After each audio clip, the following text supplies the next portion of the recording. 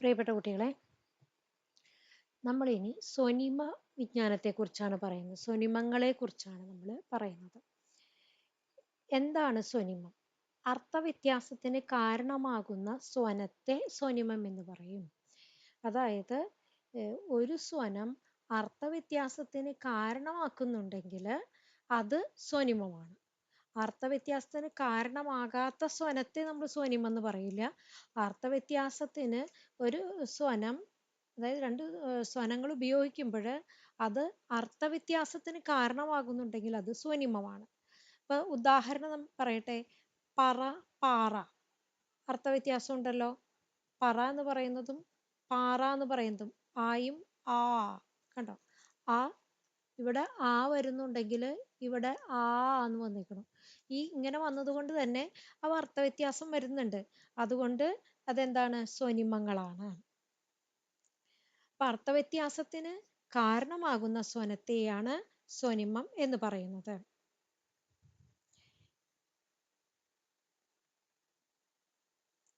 മറ്റൊരു ഉദാഹരണം പറയാം.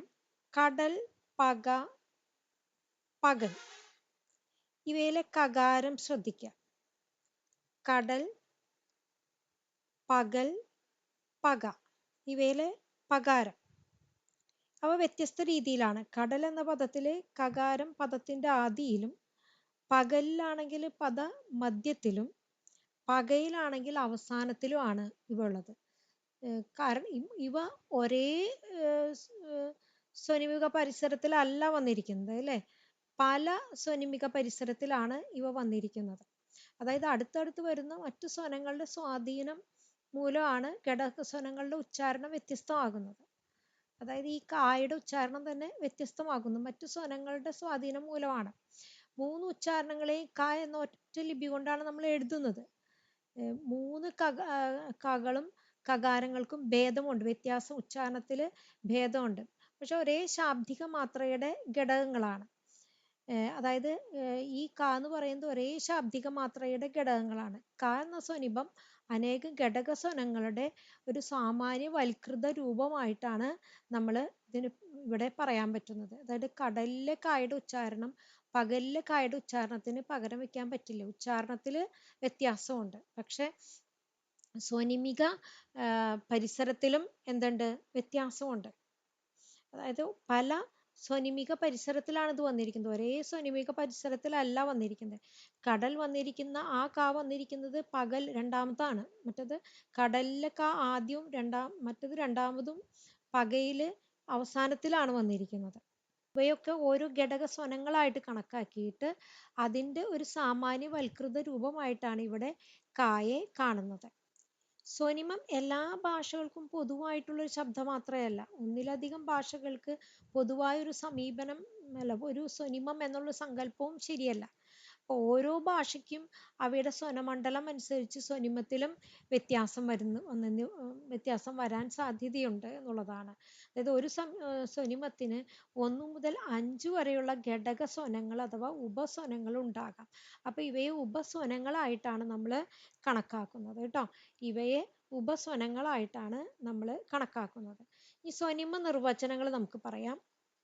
ബ്ലൂംഫീൽഡ് പറയുന്നുണ്ട്, പരിച്ഛേദനക്ഷമങ്ങളായ ശബ്ദാഭിലക്ഷണങ്ങളിലെ ഏറ്റവും ചെറിയ മാത്രയാണ് സ്വനിമം എന്നാണ് പറയുന്നത്. സ്വനിമത്തിന് നൽകുന്ന നിർവചനം. അതായത് വിവച്ഛേദിക്കാൻ പറ്റും. അവയിലെ അതായത് ഏറ്റവും ചെറിയ മാത്രയാണ് സ്വനിമം എന്നാണ് അദ്ദേഹം പറയുന്നത്. വ്യവച്ഛേദിക്കാവുന്നതിൽ ഒന്നിനെ ഇങ്ങനെ കഷ്ണം കഷ്ണമായിട്ട് മുറിക്കുമ്പോൾ അതിൽ ഏറ്റവും ചെറിയ മാത്രയാണ് ഏത്? ഈ സ്വനിമം എന്ന് പറയുന്നത്. ഒരു ഭാഷയുടെ സ്വനവ്യവസ്ഥയിലെ പരസ്പര വൈരുദ്ധ്യത്തോടു കൂടി വർത്തിക്കുന്ന മൂലകങ്ങളാണ് സ്വനിമങ്ങൾ എന്നാണ് CF ഹോക്കറ്റ് പറയുന്നത്. ഒരു ഭാഷയുടെ സ്വനവ്യവസ്ഥയിലെ വ്യത്യാസത്തോടുകൂടി വർത്തിക്കുന്ന മൂലകങ്ങളാണ് സ്വനിമങ്ങൾ എന്ന് പറയുന്നത്, അല്ലെ? അർത്ഥവ്യത്യാസത്തിന് കാരണം ആക്കുന്ന സ്വനത്തെയാണല്ലോ നമ്മൾ സ്വനിമം എന്ന് പറയുന്നത്. അപ്പൊ അതുകൊണ്ടാണ് വൈരുദ്ധ്യം ഉണ്ടാകുന്നത്. ഇനി ശാബ്ദിക ലക്ഷണങ്ങളുടെ സമൂഹമാണ് സ്വനിമം. ഈ ലക്ഷണങ്ങൾ സ്വനിമത്തെ മറ്റൊന്നിൽ നിന്ന് വ്യാവർത്തിപ്പിക്കുന്നു. അതായത് ഒരു സ്വനിമത്തെ മറ്റൊരു സ്വനിമത്തിൽ നിന്നുള്ള വ്യത്യാസം വരുത്തുന്നുണ്ട്. അല്ല, അർത്ഥത്തിന് വ്യത്യാസം വരുത്തുക എന്ന് തന്നെയാണ് ഉദ്ദേശിക്കുന്നത്. ഇനി പൈക്ക് പറയുന്ന കാര്യമുണ്ട്. ഒരു പ്രത്യേക ഭാഷയുടെ അപഗ്രഥനത്തിന് വേണ്ടി നിർദ്ദേശിക്കപ്പെടുന്ന ആ ഭാഷയിലെ അടിസ്ഥാന ശബ്ദമാത്രയാണ് സ്വനിമം. ഒരു പ്രത്യേക ഭാഷയുടെ അപഗ്രഥനത്തിന് വേണ്ടി നിർദ്ദേശിക്കപ്പെടുന്ന ആ ഭാഷയിലെ ഏറ്റവും അടിസ്ഥാന ശബ്ദമാത്രയാണ് സ്വനിമം എന്ന് പറയുന്നത്. അതായത് അർത്ഥവ്യത്യാസം ഉണ്ടാക്കുന്നത് കൊണ്ട് ഏറ്റവും ചെറിയ നമ്മൾ പറയുന്ന വർണ്ണങ്ങൾ, അക്ഷരങ്ങൾ എന്ന് പറയുന്നുണ്ടല്ലോ, അതൊക്കെ തന്നെയാണ് എന്ത് ഈ സ്വനിമം എന്ന് പറയുന്നത്. ഇനി എന്താണ് ഉപസ്വനങ്ങൾ നമുക്ക് നോക്കാം. സാദൃശ്യമുള്ള സ്വന സമൂഹങ്ങൾക്ക് വ്യത്യയം ഇല്ലെങ്കിൽ അവയെ ഒരു സ്വനിമത്തിന്റെ ഉപസ്വനങ്ങളായിട്ട് കണക്കാക്കാം. കരം, പകരം, ഭയങ്കരം. അതിൽ പറയുന്നുണ്ട് കരം, പകരം, ഭയങ്കരം. അതിന് മുമ്പത്തെ കടൽ, പകൽ, പക, ഇതും ഉപസ്വനങ്ങളാണ്. കരം, പകരം, ഭയങ്കരം ഇവയും ഉപസ്വനങ്ങളാണ്. 3 കായും ഉപസ്വനങ്ങളാണ് കേട്ടോ. അതെന്താ ഉപസ്വനങ്ങൾ എന്ന് വെച്ചാൽ നമ്മൾ ഉദ്ദേശിക്കുന്നത്, അതായത് സാദൃശ്യമുള്ള സ്വനസമൂഹങ്ങൾക്ക് വ്യത്യാസം ഇല്ലെങ്കിൽ അവയെ ഒരു സ്വനിമത്തിന്റെ ഉപസ്വനങ്ങളായി കണക്കാക്കണം. ഈ ഒരേ സ്വനിമത്തിന്റെ ഉപസ്വനങ്ങൾ ഒരേ സ്വനിക മണ്ഡലത്തിൽ പ്രത്യക്ഷപ്പെടുകയില്ല. ഒരേ സ്വനിക മണ്ഡലത്തിൽ പറ, പാറ ഒരേ സ്വനിക മണ്ഡലത്തിലാണ് പ്രത്യക്ഷപ്പെട്ടിരിക്കുന്നത്. കണ്ടോ, ഈ ഇവിടുത്തെ പായുടെ ഈ ഇവിടെയാണ് ആയും വന്നിരിക്കുന്നത്. കണ്ടോ, ഈ ഒരേ സ്വനിക മണ്ഡലത്തിലാണ് ഇത് രണ്ടും വന്നിരിക്കുന്നത്. അതുകൊണ്ടാണ് എന്താകുന്നത്, അർത്ഥവ്യത്യാസം വന്നിരിക്കുന്നത്. ഇവയാണെങ്കിലോ വ്യത്യസ്ത സ്വനിക മണ്ഡലത്തിലാണ് ഇവ വന്നിരിക്കുന്നത്. അതുകൊണ്ട് ഇവയ്ക്ക് അർത്ഥവ്യത്യാസം ഇല്ല. വ്യത്യസ്ത സ്വനിക മണ്ഡലത്തിൽ വന്നിരിക്കുന്നത് കൊണ്ട് അർത്ഥവ്യത്യാസം എന്ന് വെച്ചാൽ ഇതിന് അർത്ഥവ്യത്യാസം ഉണ്ട്, ഇല്ല എന്നല്ല പറയുന്നത്. പക്ഷെ ഒരേ സ്വനിക മണ്ഡലത്തിൽ വന്നിരിക്കുന്നത് കൊണ്ട് വരുമ്പോഴാണ് അവിടെ അർത്ഥവ്യത്യാസം ഉണ്ടെങ്കിലാണ് നമ്മൾ സ്വനിമമായിട്ട് പറയുന്നത്. ഒരേ സ്വനിക മണ്ഡലത്തിൽ വരുമ്പോൾ അതിന് അർത്ഥവ്യത്യാസം ഉണ്ടാകുമ്പോഴാണ് നമ്മൾ അതിന് സ്വനിമം എന്ന് പറയുന്നത്. ഇവിടെ ഒരേ സ്വനിക മണ്ഡലത്തിൽ വന്നിട്ടില്ല, പല സ്വനിക മണ്ഡലത്തിലാണ് വന്നിരിക്കുന്നത്. പക്ഷെ ഒരേ സ്വനം തന്നെയാണ്. അതിനെയാണ് നമ്മൾ ഉപസ്വനം എന്ന് പറയുന്നത്. ഇവ ഒരേ സ്വനങ്ങളാണ്. ഇതിലെ കായും ഒരേ സ്വനങ്ങളാണ്. പക്ഷെ ഒരേ സ്വനിക മണ്ഡലത്തിൽ അർത്ഥവ്യത്യാസം ഉണ്ടെങ്കിലും ഒരേ സ്വനിക മണ്ഡലത്തിൽ വന്നിട്ടുള്ള അർത്ഥവ്യത്യാസമല്ല. അതുകൊണ്ടാണ് അവ ഉപസ്വനങ്ങളായിട്ട് പറയുന്നത്. ഇനി ഒരേ സ്വനിക സാഹചര്യത്തിൽ പ്രത്യക്ഷപ്പെടാത്തതും, അതിന്റെ നിർവചനം നിങ്ങൾ ശ്രദ്ധിക്കുക. ഉപസ്വനത്തിന്റെ ഒരേ സ്വനിക സാഹചര്യത്തിൽ പ്രത്യക്ഷപ്പെടാത്തതും സദൃശ്യ സ്വഭാവമുള്ളതും പ്രവചനീയ പ്രത്യക്ഷ സ്ഥാനങ്ങളോട് കൂടിയതുമായ സ്വനങ്ങളാണ് ഉപസ്വനങ്ങൾ. മനസ്സിലായോ? അതിന് ഈ ഒരു വ്യത്യാസം വരുമെന്ന് നമുക്ക് പ്രവചിക്കാൻ പറ്റും. പക്ഷെ ഒരേ സ്വനിക സാഹചര്യത്തിൽ അല്ല, എന്നാൽ ഒരേ സ്വഭാവമാണ്. ഇങ്ങനെയുള്ളവയാണ് ഉപസ്വനങ്ങൾ എന്ന് പറയുന്നത്. ഇനി സ്വനിമ അപഗ്രഥനത്തിന്റെ നടപടിക്രമമാണ് നമ്മൾ പറയുന്നത്. അതായത് അതിനെങ്ങനെ നിർണയിക്കാമെന്ന്. ആദ്യത്തെ അതിന്റെ നടപടിക്രമത്തിൽ ദത്തങ്ങള്, അതായത് അതിന് ഡാറ്റ കളക്ട് ചെയ്യുക, എന്നിട്ട് അത് രേഖപ്പെടുത്തുക ഡാറ്റ. അതിനുശേഷം ഈ സ്വനങ്ങളുടെ പട്ടിക തയ്യാറാക്കുക. സ്വനങ്ങളുടെ പട്ടിക തയ്യാറാക്കി കഴിഞ്ഞാൽ സംയുക്ത അസംയുക്ത ജോഡികളുടെ തെരഞ്ഞെടുപ്പാണ്. ഇതിൽ സ്വനിമ ആകാൻ സാധ്യതയുള്ളതും അല്ലാത്തതുമായിട്ടുള്ളവയെ തിരിക്കുന്നു. അതാണ് സംയുക്ത അസംയുക്ത ജോഡികളുടെ തെരഞ്ഞെടുപ്പ് എന്ന് പറയുന്നത്. അടുത്തത് സന്നിഗ്ധ ഖണ്ഡങ്ങളുടെ വിതരണമാണ്. അതായത് സന്നിഗ്ധ ജോഡികളുടെ അംഗങ്ങളുടെ വിതരണം പരിശോധിക്കുക. അതായത് സ്വനിമമാകാൻ സാധ്യതയുള്ള ജോഡികളെ എടുത്ത് നമ്മൾ പരിശോധിക്കും. എന്നിട്ട് അതൊരു നിഗമനത്തിൽ എത്തിച്ചേരും.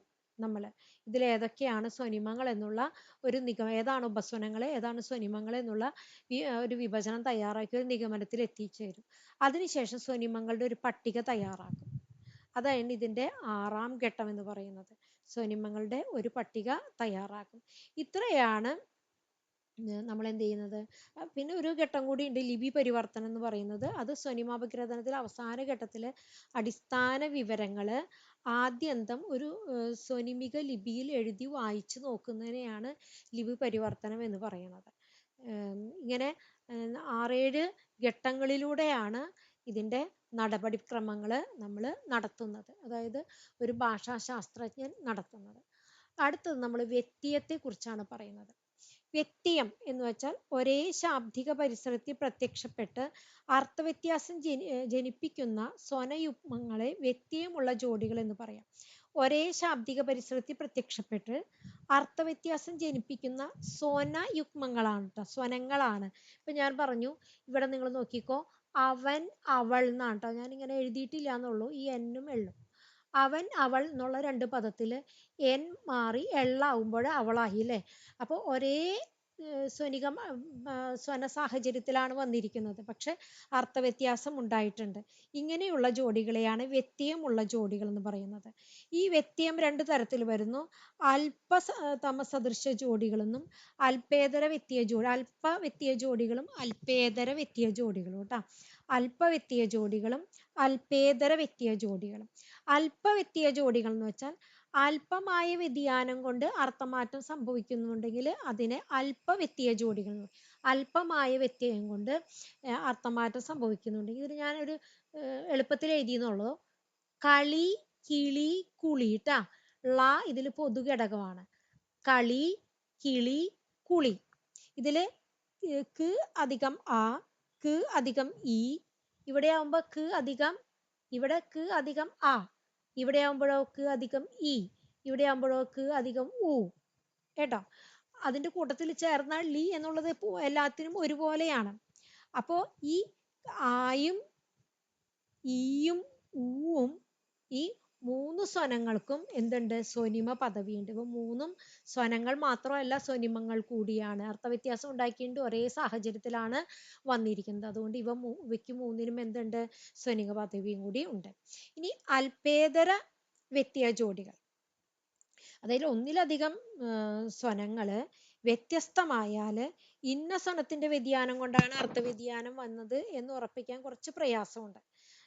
ഒരൊറ്റ ശാബ്ദിക മാത്രയുടെ വ്യത്യസ്തമായ വ്യത്യയം കണ്ടെത്താൻ പറ്റുന്നില്ലെങ്കിൽ സ്വനിമ നിർണയവും അസാധ്യമാകും. അങ്ങനെ വരുന്നത്, അതായത് കുറച്ച് കൂടുതൽ ഉൽപാദൽപ്പം, അതായത് ഉപാൽപതമം, ന്യൂനകൽപതമം തുടങ്ങിയ പേരൊക്കെ ഇതിന് അല്പേതര വ്യത്യയ ജോഡിയേക്ക് നമുക്ക് പറയാൻ പറ്റും. അതായത് ഒന്നിലധികം സ്വനങ്ങൾ വ്യത്യസ്തമായതുകൊണ്ട് ഇന്ന സ്വനത്തിന്റെ വ്യതിയാനം കൊണ്ടാണ് ഇതിന് അർത്ഥവ്യത്യാസം വന്നതെന്ന് നമുക്ക് പറയാൻ പറ്റില്ല. ഇതിൽ ഒരൊറ്റ ശബ്ദമാത്രയുടെ വ്യത്യസ്തങ്ങളായ വ്യത്യയമാണ് ഉള്ളതെങ്കിൽ നമുക്ക് സ്വനിമ നിർണയം എളുപ്പമാണ്. പക്ഷെ ഒന്നിലധികം സ്വനങ്ങളുടെ വ്യത്യാസം കൊണ്ടാണെങ്കിൽ, ഇന്ന സ്വനത്തിന്റെ വ്യത്യാസം കൊണ്ടാണ് വ്യത്യയം വന്നതെന്ന് നമുക്ക് പറയുക ബുദ്ധിമുട്ടാണ്. അങ്ങനെയുള്ളവയാണ് അല്പേതര വ്യത്യയ ജോഡികൾ എന്ന് പറയുന്നത്. അപ്പോ അത് ഞാനിവിടെ എഴുതിയിട്ടുണ്ട്. ഫലവും ബലവും. ഫലത്തിലെ ഭ ഇവിടെ ബായാണെങ്കിൽ നമുക്ക് പറയാം എന്ത്, അല്ല, ഭായും ബായും ആണ്. ആ ഭ എന്നുള്ളതിൽ ഭ അധികം ആ രണ്ടെണ്ണം മാറിയിട്ടുണ്ട്. ബ് അധികം എ ആണ്. കണ്ടോ? ബ് അധികം ആയാലും ഇങ്ങനെ തന്നെയാണ്. അല്ല, ബ് അധികം ആയി കഴിഞ്ഞാൽ നമുക്ക് കൃത്യമാണ് എന്ത്, ആ ഭായാണ്, ഭായോ ഭ ആണോ ബ് ആണോ എന്നുള്ളത് നമുക്ക് ഉറപ്പിക്കാം. ഇത് ബ് അധികം എ ആണ്. അങ്ങനെ വന്നപ്പോൾ ഇവിടെ എന്താണ്? ഇവിടെ ഈ ഭ എന്നുള്ളത് കൊണ്ട് ഒപ്പം ആയാണ് വന്നിരിക്കുന്നത്. ഇവിടെയോ ഈ ബ് ഉണ്ട്, ഒപ്പം എന്താണ്? ബ് ഉണ്ട്, എ ആണ് വന്നിരിക്കുന്നത്. എ. അപ്പൊ രണ്ട് എണ്ണത്തിനും മാറ്റം വന്നിട്ടുണ്ട് അല്ലെ. അപ്പൊ അങ്ങനെ രണ്ട് സ്വനങ്ങൾക്ക് മാറ്റം വന്നതുകൊണ്ടാണ് അല്പേതര വ്യത്യയ ജോഡികൾ എന്ന് പറയുന്നത്. അപ്പൊ ഇതിൽ ഏതിനാണ് സ്വനിമ പദവി നൽകാൻ സാധിക്കുക എന്നുള്ള കാര്യത്തിൽ സംശയം വരുമ്പോഴാണ് ഇങ്ങനെ നമ്മൾ പറയുന്നത്. പക്ഷെ ഇത് നമ്മൾ കുറച്ച് പഠിച്ച് വരുമ്പോൾ ഒരൊറ്റ സ്വനവ്യതിയാനം നമ്മൾ കുറച്ചും കൂടി ഇതിനെ പഠിച്ചു വരുമ്പോഴാണ് നമുക്ക് എന്ത് മനസ്സിലാകുന്നത്? ഭായുടെയും ബായുടെയും വ്യത്യാസം കൊണ്ടാണ്, ഭ എന്നിവയുടെ വ്യത്യാസം കൊണ്ടാണ്, എ എന്നുള്ളതും ആ എന്നുള്ളതിൻ്റെ വ്യത്യാസം കൊണ്ടല്ല. അതുകൊണ്ടാണ് ഇവ അല്പേതര വ്യത്യയ ജോഡികൾ എന്ന്. ഇവ സ്വനിമങ്ങളാണ്. ഏത്? ഭൂം ബൂം സ്വനിമങ്ങളാണ്. പക്ഷെ എന്തുകൊണ്ടാണ് ആയും എയും വന്നത് കൊണ്ടല്ല, ഭ ബ് എന്നിവ വ്യത്യാസം ഉള്ളത് കൊണ്ടാണ് ഇവിടെ അർത്ഥവ്യത്യാസം വന്നിരിക്കണേന്ന് നമുക്ക് മനസ്സിലാകും. അതുകൊണ്ട് ഇവ രണ്ട് സ്വനിമങ്ങളാണ്, ഭൂം ബൂം. മനസ്സിലായോ? അത് കണ്ടെത്തുക എന്നുള്ളത് കുറച്ച് ബുദ്ധിമുട്ടുള്ളത് കൊണ്ടാണ് ഇതങ്ങനെ പറയുന്നത്. ഇനി അടുത്തത് പൂരക വിതരണമാണ്. പൂരക വിതരണം, അതായത് വ്യത്യസ്ത സ്വഭാവമുള്ള ഈ പൂരക വിതരണം രണ്ട് തരത്തിലുണ്ട്: ബഹുവിധ പൂരണവും ആംശിക പൂരണവും. ഈ പൂരക വിതരണം എന്ന് വെച്ചാൽ വ്യത്യസ്ത സ്വഭാവമുള്ള സ്വനങ്ങൾ തുല്യ സാഹചര്യത്തിൽ സംഭവിക്കാതിരിക്കുന്ന രീതിയിലുള്ള സ്വനവിന്യാസ ക്രമത്തെയാണ് പൂരക വിതരണം എന്ന് പറയുന്നത്. അതായത് ഞാൻ ഉദാഹരണം പറയാം: കുട്ടി, തണുപ്പ്. അതായത് വ്യത്യസ്ത സ്വഭാവമുള്ള സ്വനങ്ങൾ തുല്യ സാഹചര്യത്തിൽ സംഭവിക്കാതിരിക്കുന്ന രീതിയിലുള്ള സ്വനവിന്യാസക്രമം. ഒരേ സാഹചര്യത്തിലല്ല. നിങ്ങൾ നോക്കിയേ, കുട്ടി എന്നുള്ളതും തണുപ്പ് ഉകാരത്തിന്റെ വ്യത്യാസങ്ങളാണ്. ഏത്? കുട്ടിയിലെ കൂയിലെ ഉകാരം, ണൂലെ ഉകാരം, പീലെ ഉകാരം. അതില് നമുക്കറിയാം രണ്ടെണ്ണം സംവൃത ഉകാരവും ഒരെണ്ണം വിവൃത ഉകാരവുമാണ്. കൂവിന്റെ ഉകാരവും ണൂന്റെ ഉകാരവും വിവൃതോകാരാണെങ്കിൽ പീന്റെ ഉകാരം സംവൃതോകാരമാണ്. അപ്പൊ ഒരേ സ്വനിക സാഹചര്യത്തില് സ്വനങ്ങൾ ഒരേ തുല്യ സാഹചര്യത്തിലല്ല വന്നിരിക്കുന്നത്. അങ്ങനെ വരുമ്പോൾ ഒരു ഇതിനെ ഇങ്ങനെ വരുന്ന സ്വനവിന്യാസ ക്രമത്തെയാണ് നമ്മൾ പൂരക വിതരണം. ഒരേ സാഹചര്യത്തിലല്ല വന്നിരിക്കുന്നത്. അങ്ങനെ വരുമ്പോഴാണ് പൂരക വിതരണം എന്ന് പറയുന്നത്. ഒരേ സ്വനിമത്തിന്റെ ഉപസ്വനങ്ങളാണ് ഈ പൂരക വിതരണത്തിൽ ഏർപ്പെട്ടിരിക്കുന്നത്. ഉകാരത്തിന്റെ തന്നെ രണ്ട് രൂപങ്ങളാണ് അല്ലെ പൂരക വിതരണത്തിൽ ഏർപ്പെട്ടിരിക്കുന്നതെന്ന് നമുക്ക് മനസ്സിലാകും. അതുകൊണ്ട് നമുക്ക് ഇവയെ ഉപസ്വനങ്ങളായിട്ട് കണക്കാക്കാം. ഇവ രണ്ട് തരത്തിൽ നമ്മൾ പറഞ്ഞു: ആംശിക പൂരണവും ബഹുവിധ പൂരണവും. ബഹുവിധ പൂരണം എന്ന് വെച്ചാൽ ഒരേ സ്വനം സ്വനസാദൃശ്യമുള്ളതും വ്യത്യസ്ത സ്വനിമങ്ങളിൽ ചേരുന്നതുമായിട്ടുള്ള രണ്ട് സ്വനങ്ങളോട് പൂരക വിതരണത്തിൽ വർത്തിക്കുന്നതാണ് ബഹുവിധ പൂരണം. അതായത് ഉണ്ടു, ഉണ്ട് എന്നിങ്ങനെ രണ്ടെണ്ണം ഞാൻ താഴെ കൊടുത്തിട്ടുണ്ട്. ഉണ്ടു എന്നുള്ളതും ഉണ്ട് എന്നുള്ളതും. ഇവ നോക്കിക്കോ, ഒരേ സ്വനം തന്നെ സ്വനസാദൃശ്യമുള്ളതും വ്യത്യസ്ത സ്വനിമങ്ങളിൽ ചേരുന്നതുമായ രണ്ട് സ്വനങ്ങളോട് പൂരക വിതരണത്തിൽ വർത്തിക്കുന്നത്. ഡ എന്നതിന്റെ കൂടെ ഉകാരം ചേർന്നു ഉണ്ടു, ഉണ്ട്. കേട്ടോ? ഇവ ഒന്ന് വിവൃതവും മറ്റേത് സംവൃതവുമാണ്. പക്ഷെ അർത്ഥവ്യതിയാനം ഉളവാക്കുന്നത് കൊണ്ട് ഇവ സ്വനിമങ്ങളാണ്. ഉണ്ടു എന്നുള്ളത് ഭക്ഷണം കഴിച്ചു, ഉണ്ട് എന്നുള്ളത് നമ്മൾ ഉണ്ട്, അതുണ്ട് എന്ന് പറയില്ലേ, അത്. പക്ഷെ അർത്ഥവ്യത്യാസം ഉണ്ടായി. അതുകൊണ്ട് നമ്മൾ ഇവയെ എന്ത് പറയുന്നു? സ്വനിമങ്ങളായിട്ട് നമ്മൾ കണക്കാക്കുന്നു. ഇതിനെയാണ്, ഇങ്ങനെ വരുന്ന പൂരണത്തെയാണ് നമ്മൾ ബഹുവിധ പൂരണം എന്ന് പറയുന്നത്. ആംശിക പൂരണം എന്ന് വെച്ചാൽ പരിസര ഭേദമനുസരിച്ച് വ്യത്യയം പൂരക വിതരണം പ്രദർശിപ്പിക്കുന്ന സ്വനങ്ങൾക്ക് തമ്മിൽ ആംശിക പൂരണം ആണ് ഉള്ളതെന്ന് പറയാം. അതായത് ഒരു വ്യത്യയവും വരും, പൂരക വിതരണവും പ്രദർശിപ്പിക്കും. ഓരോ പരിസരത്തിന്റെ വ്യത്യാസം അനുസരിച്ച് വ്യത്യയവും വരും, പൂരക വിതരണവും പ്രദർശിപ്പിക്കും. ഇങ്ങനെ രണ്ടെണ്ണം വരുമ്പോഴാണ് അതിന് ആംശിക പൂരണം എന്ന് പറയുന്നത്. ഇത് നോക്കിക്കോളൂ നിങ്ങൾ. അടുത്തത് അന്നമ്മ, എന്നാൽ. കണ്ടോ? രണ്ടും രണ്ട് സ്വനങ്ങളാണ്. അന്നമ്മ ന, ഇതോ എന്നാൽ ന. രണ്ടെണ്ണമാണ് ഇവ തമ്മിൽ. അതായത് ഒറ്റയ്ക്ക് നിൽക്കുമ്പോൾ സ്ഥാനഭേദം അനുസരിച്ചിട്ട് എന്ത് വരുന്നുണ്ട്? ദന്ത്യമാണ് ഒരെണ്ണം, മറ്റൊന്ന് വർസ്യമാണ്. അർത്ഥവ്യതിയാനം കൊണ്ട് ഇത് അർത്ഥവ്യത്യാസം ഉണ്ടാക്കുന്നുണ്ട് അല്ലെ? വ്യത്യയമുണ്ട് അവിടെ, അത് അപ്രസക്തമാണ്. എങ്കിലും ഇവ സ്വനിമങ്ങളാണ്. കാരണം ഏതെങ്കിലും ഒരു സ്വനിക പരിസ്ഥിതിയിൽ അവ സ്വനിമമായിട്ട് അംഗീകരിക്കപ്പെട്ടിട്ടുണ്ട്. കാരണം ഇത് അർത്ഥവ്യത്യാസം ഉണ്ടാക്കുന്നുണ്ട്. അതുകൊണ്ട് തന്നെ ഇവ എന്താണ്? സ്വനിമങ്ങൾ കൂടിയാണ് എന്നുള്ളതാണ്. ഇനി അടുത്ത് നമ്മൾ പറയാനുള്ളത് സ്വനിമിക ലയനമാണ്. സ്വനിമിക ലയനം എന്ന് പറയുന്നത് ര, റ. ഇവ നിങ്ങൾ ശ്രദ്ധിക്കണം. പദമധ്യത്തിലും പദാദിയിലും ര, റ എന്നിവയ്ക്ക് വ്യത്യസ്ത സ്വത്വങ്ങൾ ഉണ്ടെങ്കിലും പദത്തിന്റെ അവസാനം വരുമ്പോൾ എർ എന്നായി പറയില്ലേ, മലർ എന്ന് പറയുന്ന പോലെ. അപ്പോൾ അവ ഒരേ രീതിയിൽ സ്വനിമിക ലയനമാണ് എറാവുമ്പോൾ സംഭവിക്കുന്നത്. മനസ്സിലായോ? അവ രണ്ടും കൂടി അലിഞ്ഞു ചേർന്ന് ഒന്നായി മാറുന്നു. അതുകൊണ്ട് ആണ് സ്വനിമിക ലയനം സംഭവിക്കുന്നു എന്ന് പറയുന്നത്. അടുത്തത് സ്വതന്ത്ര പരിവർത്തനമാണ്. ചിലപ്പോൾ ഒരു പദത്തിന് പരക്കെ അംഗീകരിക്കപ്പെട്ടിട്ടുള്ള രണ്ട് ഉച്ചാരണങ്ങൾ ഉണ്ടായേക്കാം. അത്തരം ഉച്ചാരണ ഭേദത്തെയാണ് സ്വതന്ത്ര പരിവർത്തനം എന്ന് പറയുന്നത്. ചുവര് എന്ന് പറയും, ചുമര് എന്ന് പറയും. ചുവര് എന്ന് പറയും, ചുമര് എന്ന് പറയും. ചുമര് എന്ന് പറയും, ചുമര് എന്ന് പറയും, ചുവര് എന്ന് പറയും, ചുമര് എന്ന് പറയും. കണ്ടോ? അപ്പോൾ ഈ വ്യത്യാസം കണ്ടോ? ഇവിടെ വ്യത്യാസം, ഇവിടെ വ്യത്യാസം. ചുമര് എന്ന് പറയുന്നതും ചുമര് എന്ന് പറയുന്നതും ഉണ്ടാകാം. ചുമര് എന്ന് പറയില്ലേ നമ്മള്, ചുവര് എന്ന് പറയും, ചുമര് എന്ന് പറയും. മനസ്സിലായോ? ഇതൊക്കെയാണ്. അപ്പൊ ഇങ്ങനെ വരുന്നതിനെയാണ് സ്വതന്ത്ര പരിവർത്തനം എന്ന് പറയുന്നത്. ദലം, ദളം, ആകാം, ആവാം എന്നൊക്കെ പറയുന്നത്. അടുത്തത് വർണ്ണ സംയുക്തങ്ങളാണ്. ഒരു സ്വരവും ഒരു സ്വര സാന്നിധ്യവും കൂടി ചേർന്ന് വരുന്നത്. ഞാനത് ക്ലാസ്സിൽ നിങ്ങൾക്ക് നേരിട്ട് പറഞ്ഞു തന്നിട്ടുണ്ട്. ഐ, ആ അധികം ഈ, ആ അധികം ഉ, ഔ, ആ അധികം ഈ, ഐ എന്ന് വരുന്നതും ആ അധികം ഉ, ഔ എന്ന് വരുന്നതും. അപ്പോൾ ഇത് വർണ്ണ സംയുക്തങ്ങളാണ്. ഇനി അടുത്ത് നമുക്ക് പറയാനുള്ളത് സ്വനിമ അപഗ്രഥനത്തിന്റെ പൂർവകൽപ്പനകളാണ്. അത് നിങ്ങൾ ശ്രദ്ധിക്കണം. അതായത് ഭാഷയിലെ സ്വനങ്ങളെ പാകപ്പെടുത്തിയെടുക്കുകയാണ് സ്വനിമ അപഗ്രഥനം കൊണ്ട് ഉദ്ദേശിക്കുന്നത് തന്നെ. ഒരു ഭാഷയിലെ സ്വനവ്യവസ്ഥയെ ആകാവുന്നിടത്തോളം സമഗ്രമായി വ്യാഖ്യാനിക്കുകയാണ് ഈ സ്വനിമ അപഗ്രഥനത്തിന്റെ ലക്ഷ്യം. അതായത് സ്വനവിജ്ഞാനം അസംസ്കൃത വസ്തുക്കൾ ശേഖരിക്കുന്നു, സ്വനിമ വിജ്ഞാനാണെങ്കിലോ അത് പാകപ്പെടുത്തിയെടുക്കുന്നു. ഇതാണ് പൈക്ക് പറയുന്നത്. അടുക്കും ചിട്ടയും ഇല്ലാതെ കിടക്കുന്ന ചിലതിനെ എടുത്തുകൊണ്ട് അതിന് അടുക്കും ചിട്ടയും ഉണ്ടാക്കി എടുക്കുകയാണ് സ്വനിമ അപഗ്രഥനത്തിലൂടെ ചെയ്യുന്നത്.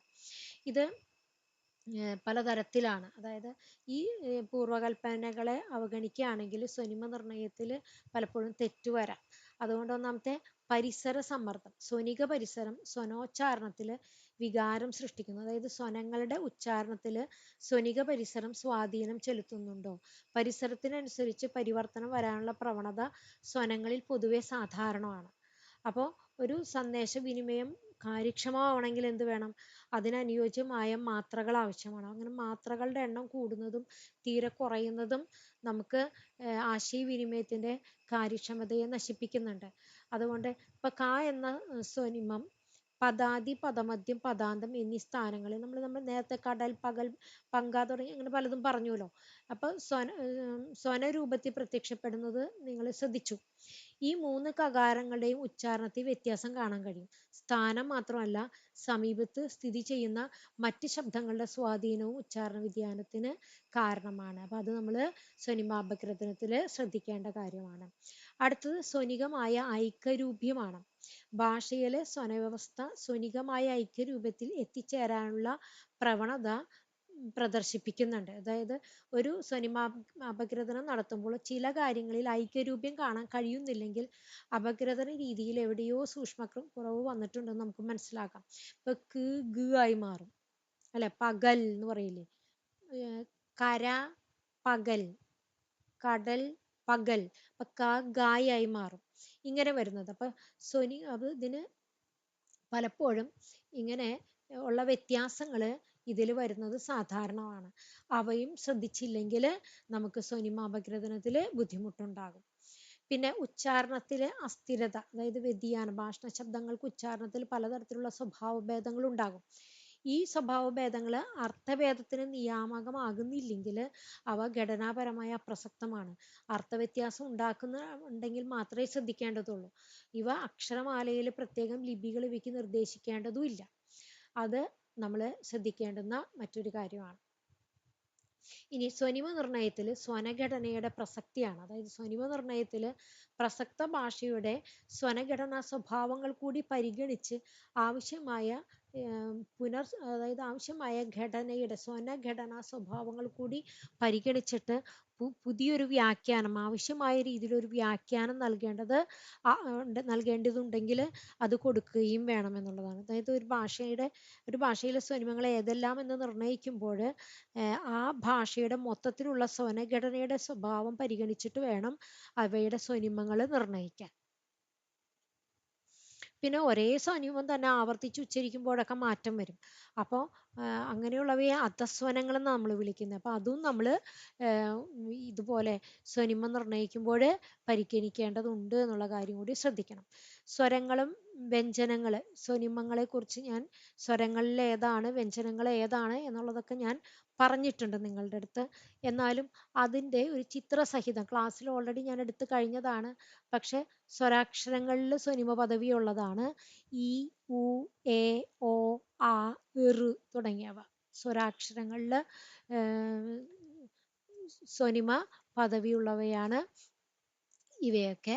അതുപോലെ വ്യഞ്ജനങ്ങളിൽ സ്വനിമ പദവിയുള്ളത് നിങ്ങൾ ശ്രദ്ധിക്കുക. സ്പർശങ്ങളിൽ പെടുന്ന പ, ബ, ത, ദ, ട, ട, ഡ, ക, ഗ. അപ്പൊ നിങ്ങളൊന്ന് മനസ്സിലാക്കണം, ഖരം, മൃദു ഇവയ്ക്കാണ് എന്തുള്ളത്? സ്വനിമ പദവിയുള്ളത്.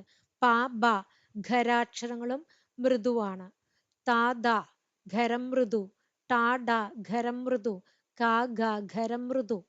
ഇതില് ടാക്ക് മാത്രം മൃദു ഇല്ല, അതുകൊണ്ടാണ് അത് അവിടെ കൊടുക്കാത്തത്. ഇനി നോക്കിയോ, സ്പർശ ഘർഷത്തില് ച, ജ ഖരം മൃദു. പിന്നെ അനുനാസികങ്ങള് മ, ന, മ, ന, ത, ഥ, ദ, ധ, ന, ന, ട, ന, ട, ണ, നായ കണ്ടോ, ഞ, ങ ഇവയ്ക്കൊക്കെ സ്വനിമ പദവിയുണ്ട്. ഇനി പാർശ്വികങ്ങളില് ല, ള, ഉൾക്ഷിപ്തം ര, അതായത് കമ്പനമുള്ളത് എന്ന് വരില്ലേ, ര, റ കമ്പനം വരുന്നത്. ഘർഷം സ, ഷ, ശ, ഹ. പ്രവാഹി വ, ഴ, യ. ആകെ 28 ഇതില് വിട്ടുപോയത് ഏതാന്ന് നോക്കി നോക്കിയേ. ആകെ വിട്ടുപോയേക്കണത് നിങ്ങൾ നോക്കിയോ, അധികരം പ, ഫ, അതുപോലെ ക, ഖ, ച, ഛ, ട, ഠ, ത, ഥ, പ, ഫ അധികരങ്ങള്.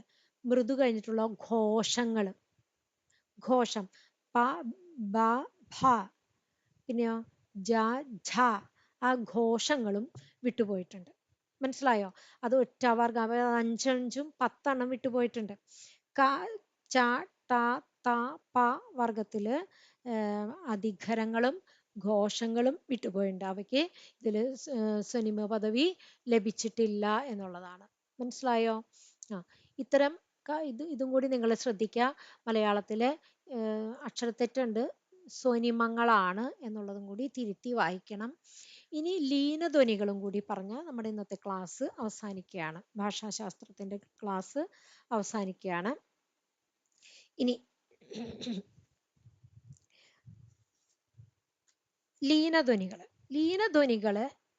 എങ്ങനെയാണ് ലീനധ്വനികളുടെ സാന്നിധ്യം അർത്ഥവ്യതിയാനത്തിന് കാരണമാകുന്നുണ്ട്. അതായത് ഒരു ശാബ്ദിക ഘടകങ്ങൾക്ക് പുറമെ അവയിൽ ലയിച്ചു ചേർന്നിരിക്കുന്ന പല ധ്വനിവിശേഷങ്ങളും ഭാഷയിലുണ്ട്. വേർതിരിച്ചെടുക്കാൻ കഴിയുന്ന ശബ്ദമാത്രകളിൽ, അതായത് വ്യതിരിക്ത സ്വനങ്ങളിൽ അലിഞ്ഞു ചേർന്നിരിക്കുന്നതും വേർതിരിച്ചെടുക്കാൻ കഴിയാത്തതുമായ ധ്വനിവിശേഷങ്ങളാണ് ഈ ലീനധ്വനികൾ എന്ന് പറയുന്നത്. മറ്റൊരു ശബ്ദത്തിന്റെ ധ്വനിയെ വിശേഷിപ്പിക്കുകയോ പരിപോഷിപ്പിക്കുകയോ ചെയ്യുകയാണ് ഈ ലീനധ്വനികൾ ചെയ്യുന്നത്. ഇവയുടെ ലീനധ്വനികളുടെ സാന്നിധ്യം അർത്ഥവ്യതിയാനത്തിന് കാരണമാകുന്നുണ്ട്. ഈ ലീനധ്വനികൾ എങ്ങനെ വരുന്നത്? ഒന്നാമത്തെ ബലം. ഭാഷണത്തിന് ഉപയോഗിക്കുന്ന വാക്യത്തിന്റെയോ പദത്തിന്റെയോ ചില നിർദ്ദിഷ്ട ഭാഗങ്ങളിൽ നമ്മൾ ബലം പ്രയോഗിക്കുമ്പോഴാണ്. അതായത് രാജുവാ പായസം കുടിച്ചത്, രാജു പായസമാ കുടിച്ചത്. കാരണം അപ്പൊ നമ്മൾ എവിടെയാ, രാജുവാ പായസമാ എന്ന് പറയുന്നില്ലേ, അവിടെ ബലം പ്രയോഗിച്ചത്.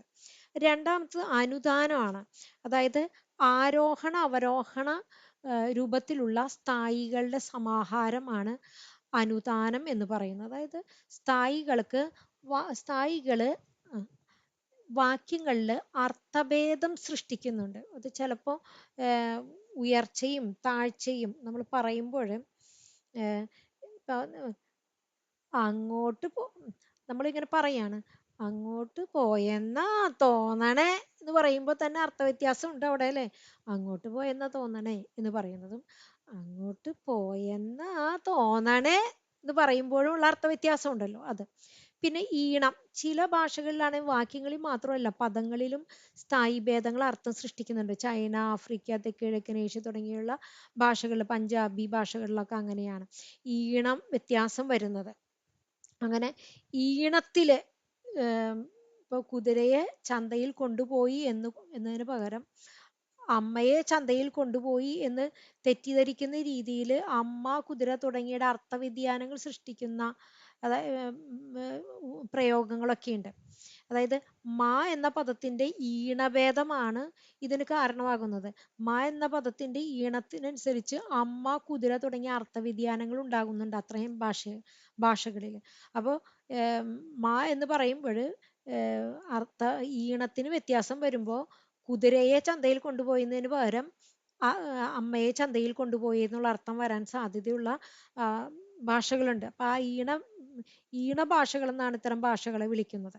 അപ്പൊ ആ ഈണം വളരെ പ്രധാനമാണ്. അടുത്തത് പ്രാസമാണ്. അതായത് ഒരു പ്രത്യേക ശബ്ദങ്ങളുടെ സമതുലിതമായ ആവർത്തനം, നമ്മൾ ഉദ്ദേശിക്കുന്ന പ്രാസം തന്നെ. ദ്വിതീയാക്ഷര പ്രാസം, ഏകാക്ഷര പ്രാസം എന്നൊക്കെ പറയാറില്ലേ, അതേ പ്രാസം തന്നെ. അടുത്തത് സ്ഥായിയാണ്. അതായത് വളരെ വേഗത്തിൽ കമ്പനത്തിന്റെ, സ്വനതന്തുക്കളുടെ കമ്പനത്തിന്റെ വേഗത്തിനനുസരിച്ച് ശബ്ദത്തിന്റെ അതായത് സ്ഥായി കൂടുകയും ഉയരുകയും താഴുകയും ചെയ്യുന്നതിനെയാണ്. കാരണം സ്ഥായി സദാ ഇങ്ങനെ മാറിക്കൊണ്ടിരിക്കും. ഒരേ സ്ഥായിയിലുള്ളപ്പോൾ ഞാനാണെങ്കിൽ വർത്താനം പറയുന്നിടയ്ക്ക് പെട്ടെന്ന് ശബ്ദം കൂട്ടാം, പെട്ടെന്ന് ശബ്ദം കുറയ്ക്കാം. അതായത് ഒരേ താളത്തിലാണ് ഞാൻ പറയുന്നുണ്ടെങ്കിൽ നിങ്ങൾ ഉറങ്ങും. പക്ഷെ ഈ സ്ഥായി കൂട്ടുകയും കുറയ്ക്കുകയും ചെയ്യുമ്പോൾ, ശബ്ദം പെട്ടെന്ന് അങ്ങോട്ട് കൂട്ടുകയും പെട്ടെന്ന് കുറയ്ക്കുകയും ചെയ്യുമ്പോൾ, ഇപ്പോൾ അങ്ങനെ പറഞ്ഞതിൽ നിന്ന് പറയില്ലേ, ഇപ്പോൾ നിങ്ങൾ കേൾക്കുന്ന കാര്യം എന്ന് പറയുമ്പോഴേക്കും നിങ്ങൾ പെട്ടെന്ന് എന്ത് ചെയ്യും, ഉറങ്ങിക്കൊണ്ടിരിക്കുന്ന ആൾ പെട്ടെന്ന് എഴുന്നേറ്റ്. അത് സ്ഥായിയുടെ വ്യത്യാസമാണ്. മനസ്സിലായോ? അല്ലെങ്കിൽ നിങ്ങൾ ഉറങ്ങിപ്പോയെന്നിരിക്കും. അടുത്തത് വിരാമമാണ്, നിർത്ത്. ഏതൊരു വാക്യത്തെയും നമുക്ക് പദങ്ങളായിട്ട് വിഭജിക്കാം. അപ്പൊ അങ്ങനെ ഇപ്പൊ രാമന്റെ സീതയെ രാവണൻ കട്ടുകൊണ്ട് പോയി. അപ്പൊ നമ്മളിത് ഓരോന്ന് പറഞ്ഞപ്പോഴേക്കും നിർത്തിയില്ലേ. രാമന്റെ സീതേനെ രാവണൻ കട്ടുകൊണ്ട് പോയി. അപ്പൊ നിർത്തി നിർത്തിയല്ല നമ്മൾ പറഞ്ഞേ. നമുക്ക് വേണമെങ്കിൽ ഇങ്ങനെ പറയാം, രാമന്റെ സീതയെ രാവണൻ കട്ടുകൊണ്ട് പോയി എന്ന് വേണമെങ്കിൽ പറയാം. രാമന്റെ സീതയെ, അപ്പൊ പറയുമ്പോ വ്യത്യാസമുണ്ട്. രാമന്റെ സീതയെ രാവണൻ കട്ടുകൊണ്ട് പോയി, നമുക്ക് കൃത്യം മനസ്സിലായി. രാമന്റെയാണ് സീത എന്നും രാവണനാണ് കട്ടുകൊണ്ട് പോയെന്നും നമുക്ക് മനസ്സിലായി. അങ്ങനെ നിർത്തി ഉപയോഗിക്കുന്നത്. പിന്നെ അടുത്തതാണ് യോഗം എന്ന് പറയുന്നത്. അടുത്തടുത്ത് വരുന്ന പദങ്ങളുടെ ഒടുവിലും ആദ്യവും അണിനിരക്കുന്ന ഖണ്ഡസ്വനിമങ്ങൾക്ക് തമ്മിലുള്ള ഉച്ചാരണപരമായ ബന്ധമാണ് യോഗം. പാവ കുട്ടിക്ക് കൊടുത്തു എന്ന വാക്യത്തില് പാവയുടെ അവസാനത്തിലെ അകാരവും കുട്ടിയിലെ കകാരവും തമ്മിലുള്ള യോഗം വിവൃതം. പാവക്കുട്ടിക്ക് കൊടുത്തു, പാവക്കുട്ടിക്ക് കൊടുത്തു, പാവക്കുട്ടിയല്ല, പാവക്കുട്ടിക്ക് കൊടുത്തു എന്ന് നമുക്ക് പാവ കുട്ടിക്ക് കൊടുത്തു എന്ന വാക്യത്തിലെ പാവയുടെ അവസാനത്തിലെ അകാരവും കുട്ടിയിലെ കകാരവും തമ്മിലുള്ള യോഗം വിവൃതമാണ് എന്ന് പറയും. പാവക്കുട്ടിക്ക് കൊടുത്തു എന്ന് വരുമ്പോൾ അത് ഒരുമിച്ച് ചേർന്ന് പോയില്ലേ. ഇതെന്താണ്? പാവ കുട്ടിക്ക് കൊടുത്തു എന്നുള്ളത് പാവക്കുട്ടിക്ക് കൊടുത്തു എന്നായി.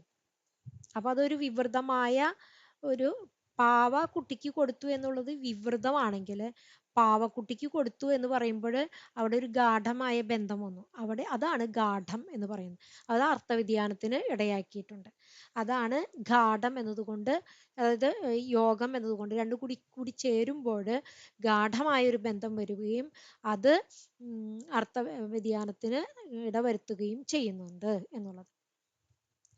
പുലിവാൽ പിടിച്ചു എന്നുള്ളതും പുലിവാൽ പിടിച്ചു എന്നുള്ളതും തമ്മിലുള്ള അർത്ഥവ്യത്യാസം നിങ്ങൾക്ക് മനസ്സിലായില്ലേ? ഇതൊക്കെ തന്നെയാണ് യോഗത്തിലൂടെ ഉദ്ദേശിക്കുന്നത്. അപ്പൊ ഇത്രയേറെ കാര്യങ്ങൾ കൊണ്ട്, ഇത്രയേറെ ഇതോടുകൂടി നമ്മുടെ ഭാഷാശാസ്ത്രം ക്ലാസ് അവസാനിക്കുകയാണ്. എല്ലാവരും ഇതെല്ലാം കേട്ട് നന്നായി പഠിച്ചേക്കണം കേട്ടോ.